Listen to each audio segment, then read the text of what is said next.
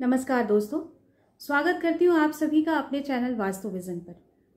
आशा करती हूँ आप सभी स्वस्थ होंगे और अपने अपने काम में पूरी तरह से मग्न होते हुए मैक्सिमम आउटपुट देने का प्रयास कर रहे होंगे। आप चाहे हाउसवाइफ हो, चाहे वर्किंग वुमन हो, या मेल हो, फीमेल हो, बच्चे हो, स्टूडेंट्स हो, किसी भी आयु वर्ग के और किसी भी जेंडर के आप हो, सबसे ज़्यादा आवश्यक ये होता है कि हम अपनी एनर्जी को कैसे रिचार्ज करें। हमारा मोबाइल तभी तक वर्क करता है, हमारा लैपटॉप तभी तक वर्क करता है जब तक वो प्रॉपरली चार्ज होता है। जैसे ही उसकी चार्जिंग ख़त्म हो जाती है तो हमें फिर से उसे रिचार्ज करने की ज़रूरत पड़ती है ना। इस चीज़ से तो आप बिल्कुल पूरी तरह से सहमत होंगे। तो जी हाँ दोस्तों, आज मैं वास्तु विजन में इस टॉपिक को लेकर आई हूँ कि किस प्रकार हम अपनी एनर्जी को, अपनी पॉजिटिविटी को, अपने माइंड सेट को, अपने पूरे ऑरा को किस प्रकार हम रिचार्ज कर पाएँ, ताकि हम पुनः एक नए जोश के साथ, नए प्रयास के साथ, नई सकारात्मकता के साथ अपने कर्तव्यों का निर्वहन कर सकें और पूरी तरह से अपने काम में, कहते हैं ना कि 100% आउटपुट देने का प्रयास कर सकें। तो आप सही समझ रहे हैं दोस्तों, आज मैं जिस विषय में आपसे बात करूंगी कि हमको सबसे ज़्यादा एनर्जी, हमें, आपको, चाहे हम किसी भी धर्म को मानने वाले हों, हमें सबसे अधिक एनर्जी कहाँ से मिलती है।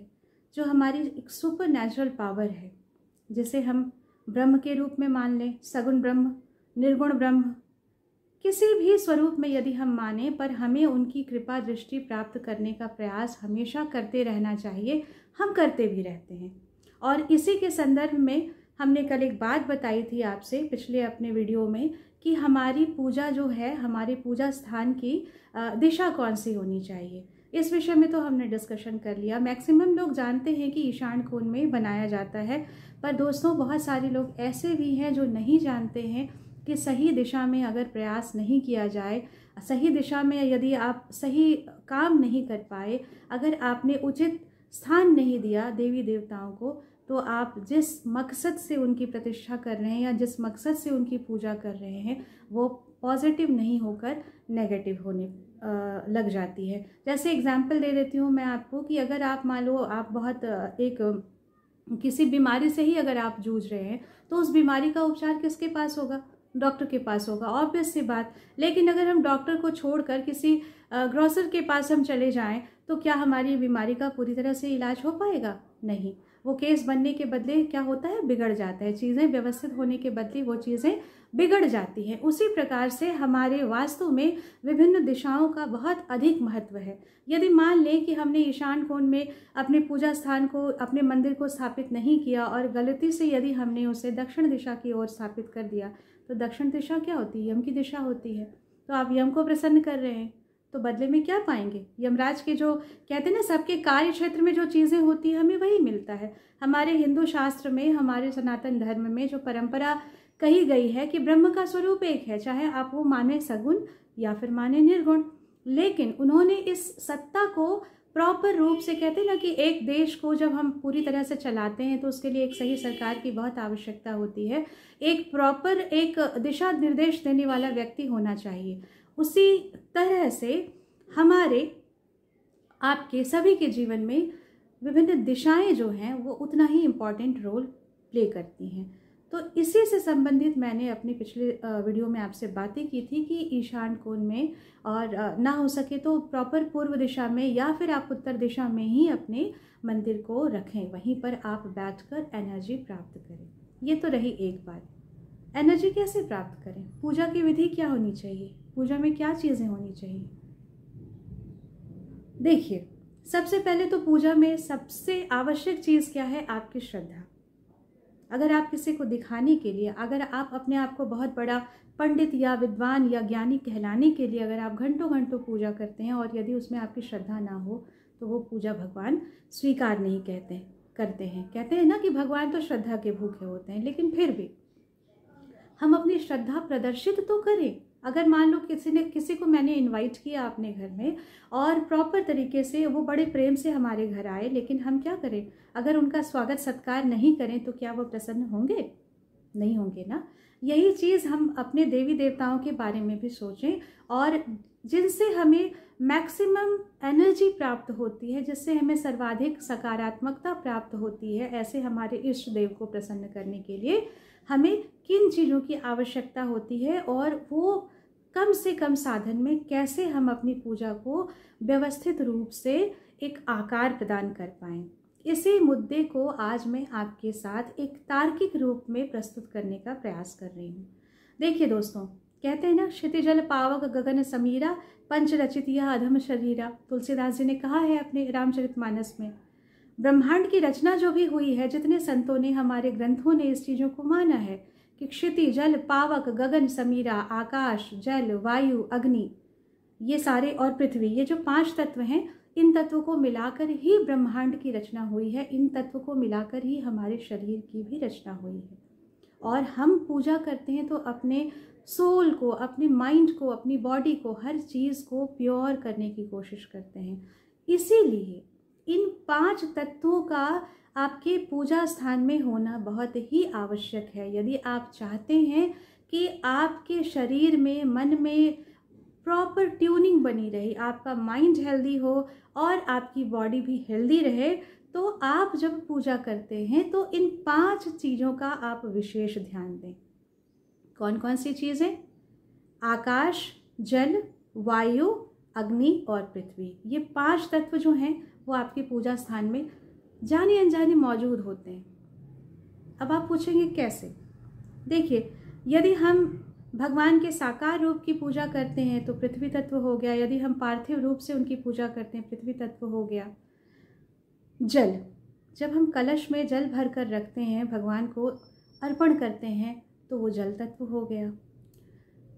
वायु तत्व, जब हम सुगंधित जो सुगंध बिखेरते हैं, चाहे धूप दीप जब हम प्रदर्शित करते हैं, धूप की सुगंध से चारों ओर जो है फैलती है, तो वो क्या है? वो वायु तत्व का प्रतीक है। और जब हम दीप प्रज्वलित करते हैं और अपने मन में प्रार्थना करते हैं कि हे भगवान, जिस प्रकार यह दीपक अंधेरे में एक रोशनी प्रदान कर रहा है, अंधेरे से हमें उजाले की ओर ले जा रहा है, उसी प्रकार आप हमें आत्मिक ऊर्जा प्रदान करें, जिससे मैं या हम सभी तमाम तरह की जो नेगेटिव एनर्जी है उसको दूर करते हुए अपनी सकारात्मकता को सामने लाने का प्रयास कर सकते हैं। ये हो गया अग्नि तत्व। अब आप बोलेंगे आकाश तत्व कहाँ है? तो जो खाली स्थान बच जाता है वो आकाश तत्व ही तो है। आकाश मतलब शून्य, और शून्य का विवेकानंद जी ने इतनी बृहद व्याख्या उसकी कर दी है कि उसके विषय में कुछ कह पाना मुझ जैसे अकिंचन के लिए तो संभव नहीं है। पर इन 5 तत्वों को मिलाकर जब हम पूजन में अपना ध्यान, अपना मन और अपना चित्त, हर चीज़ शांत करके परमपिता परमेश्वर के शरण में जाते हैं, तो निश्चित रूप से आपको जो एनर्जी प्राप्त होती है वो आपको 2 गुना चार्ज करती है ना। लेकिन कुछ लोग ऐसे होते हैं जिन्हें पूजा सामान्य से सामान्य तरीके से करना भी शायद नहीं आता हो। कौन ऐसा व्यक्ति है जो नहीं चाहता है कि वो खुश रहे, उसकी उन्नति हो, उसके परिवार की तरक्की हो, उसके आसपास सकारात्मक ऊर्जा बनी रहे, जिससे वह जिस भी कार्य को करने का प्रयास करे वह कार्य उसके लिए उपयोगी सिद्ध हो और वह कार्य करने में पूरी तरह से वो सक्षम हो जाए। इन सभी को प्राप्त करने के लिए ही तो हम अपने इष्ट के चरण में, अपने इष्ट के शरण में जाते हैं। तो मैंने आपको 5 चीज़ों जो बताई अभी दोस्तों, कि जो 5 तत्व हैं, क्षिति जल पावक गगन और समीर, ये हमारे पूजा स्थान में विद्यमान तो रहते हैं। अब इनका हम पूजन में प्रयोग कैसे करें? दोस्तों, पूजा कई तरह से होती है। जो सामान्यतः हम करते हैं पंचोपचार से, और कुछ लोग करते हैं षोडशोपचार से, और फिर जब आप बृहद पूजा करते हैं तो उसका विधान रोज़ के लिए तो संभव नहीं होगा। तो आज मैं आपको बहुत छोटे से छोटे कम शब्दों में ये बताने का प्रयास करूँगी कि आप पंचोपचार से कैसे अपने इष्ट को प्रसन्न कर सकते हैं, कैसे आप उनके चरण में जाकर, उनके शरण में जाकर मैक्सिमम पॉजिटिव एनर्जी प्राप्त कर सकते हैं, अपने आप को ज़्यादा से ज़्यादा सकारात्मक बना सकते हैं। सबसे पहले तो पूजन का जो विधान है उसके लिए शुद्धता अत्यंत आवश्यक है। शरीर शुद्ध रहे, पूजन स्थान शुद्ध रहे, मन शुद्ध रहे, तो फिर व्यक्ति को सकारात्मक ऊर्जा तो प्राप्त होनी ही होनी है। तो जब भी आप पूजा करने आए तो पहले साफ सुथरे कपड़े नहाकर ज़रूर पहन लें और बहुत शांत चित्त से कुछ समय के लिए बाकी सारी चीज़ों को आप किनारे रख दें। उन चीज़ों के बारे में आप सोचना बंद कर दें और जिनके शरण में आप आए हैं, आप ये विश्वास रखें कि वो आपकी सारी नकारात्मकता को, सारी परेशानियों को दूर कर देगा। और पंचोपचार में जैसे 5 आवश्यक चीज़ें होती हैं, जैसे कि आपने कुमकुम रखा, अक्षत रख लिया, धूप है, दीपक है, नैवेद्य है, जल है, इतनी ही तो चीज़ें हैं। तो क्या करें?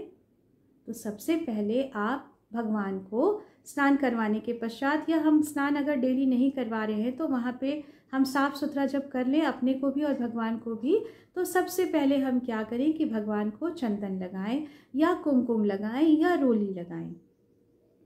इसका वैज्ञानिक प्रभाव पड़ता है। मैं किसी दूसरे अपने वीडियोस में इन सारी बातों की वैज्ञानिकता क्या है इसको भी आपके सामने रखने का प्रयास करूंगी, पर अभी सिर्फ पंचोपचार की पूजन विधि क्या होनी चाहिए। यदि आप मंत्र जानते हैं तो आप मंत्र के साथ भगवान के श्री चरणों में अर्पित करें या भगवान के मस्तक पर लगाएं, आप उनके श्री चरणों में रखें, आपकी जैसी श्रद्धा हो आप करें।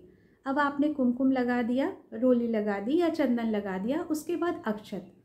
अक्षत का बहुत अधिक महत्व है, बहुत अधिक विधान है हमारे पूजन में, तो इसको कृपया स्किप ना करें। आप भगवान के श्री चरणों में या भगवान को अक्षत ज़रूर अर्पित करें और उसके बाद आप कुछ न कुछ पुष्प, आप जिस भी इष्ट देवता को मानते हो उनसे संबंधित पुष्प उनके श्री चरणों में अर्पित करें। दोस्तों, अक्सर हम गलती क्या करते हैं ना कि भगवान की जो मूर्ति होती है उनके मस्तक पर हम पुष्प चढ़ाने का प्रयास करते हैं। वास्तु के according this is totally wrong, you should not do this one. आप ये करें कि आप जिस भी पुष्प को भगवान को अर्पित करना चाहती हैं उनके श्री चरणों में चढ़ाएं। जैसे हम किसी को गिफ्ट करते हैं ना, हमने एक चीज़ उठाई और माला अगर पहनाना है तो सीधी सी बात है कि आप भगवान के श्री विग्रह पर माला पहनाएंगे। यदि आप पुष्प अर्पित कर रहे हैं तो उनके श्री चरणों में ही पुष्प अर्पित करें। और कृपया भगवान को अर्पित करने से पहले उन फूल को आप उसकी सुगंध ना लें, आप खुद से उस चीज़ों को ना सूंघें। अब आप ये भी कह सकते हैं कि इतनी फास्ट लाइफ में इतनी समस्याएं, इतनी परेशानी है, फूल कहाँ से लाएं मैम?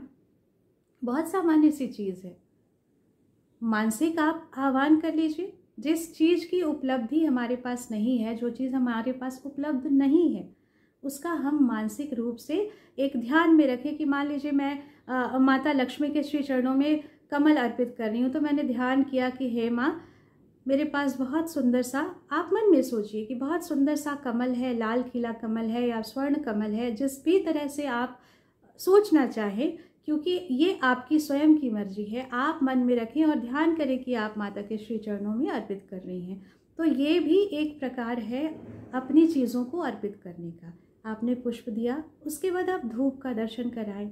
सुगंधित चीज़ें किसे पसंद नहीं होती हैं, है ना? और उससे आसपास का वातावरण भी बहुत ज़्यादा सुगंधित होता है। तो आपने धूप सभी अपने जितने भी इष्ट हैं उनको दिखलाया या जितने भी देवी देवता हैं उनको दिखलाया, और उसके बाद आती है बारी दीप दर्शन की। तो भगवान को आप ऐसे दाहिने हाथ में दीपक पकड़ के बाएं हाथ से आप चाहें तो छोटी सी घंटी का प्रयोग कर सकते हैं। आप दाहिने हाथ से दीपक दिखा रहे हैं और बाएं हाथ से आपने घंटी का प्रयोग किया और आपने श्री विग्रह की या मूर्ति की या प्रतिमा की आपने आरती कर ली।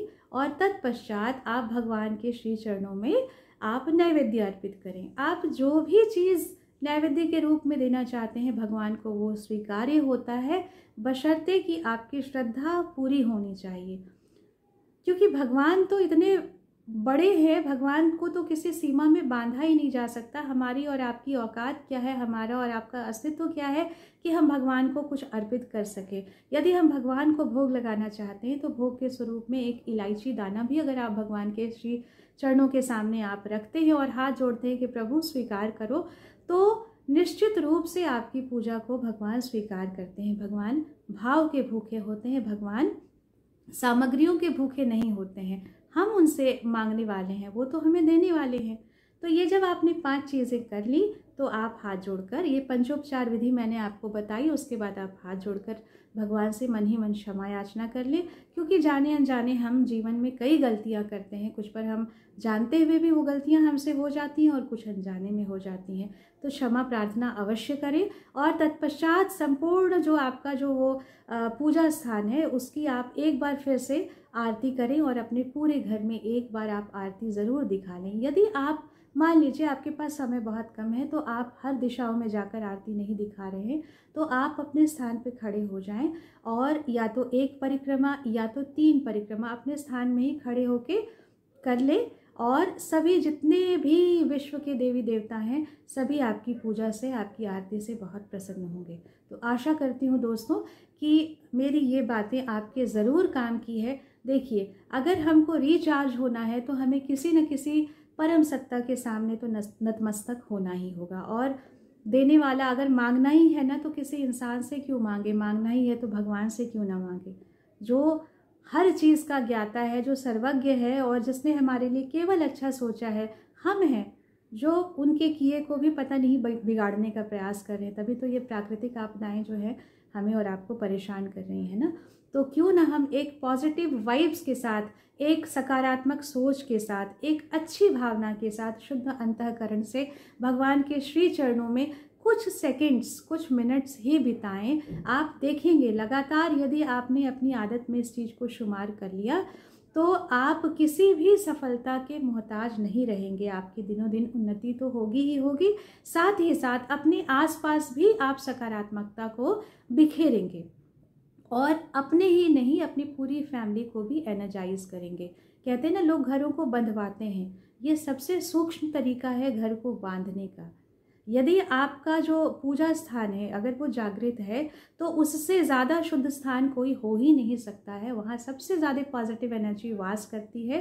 तो मैं आशा करती हूँ कि मेरी इस बात को आप समझेंगे, मेरे तार्किक विश्लेषण को भी आप समझ पाने की स्थिति में आएंगे। हमने पूरे ब्रह्मांड के जो 5 तत्व हैं, जो हमारे शरीर के 5 तत्व हैं, उनको हमने किस प्रकार से बैलेंस करने का प्रयास किया, ये सारी चीज़ें हमारे पूजा स्थान में मौजूद रहती हैं। बस आवश्यकता है कि हम उन सारी चीज़ों का प्रयोग करें, उन सारी चीज़ों का उपयोग करें। और अंत में आप एक जो जल है, कलश में जो आपने जल भर कर रखा है, उसे एक आचमन करवा दें और भगवान के श्री विग्रह के सामने नतमस्तक होकर अपने नित्य क्रिया में लग जाए। तो आशा करती हूँ दोस्तों कि आपको मेरी ये बातें समझ में आई होंगी और अगर अच्छा लगा तो मेरे चैनल को सब्सक्राइब करना, लाइक करना, शेयर करना ज़रूर भूलिएगा मत। Till then, bye bye.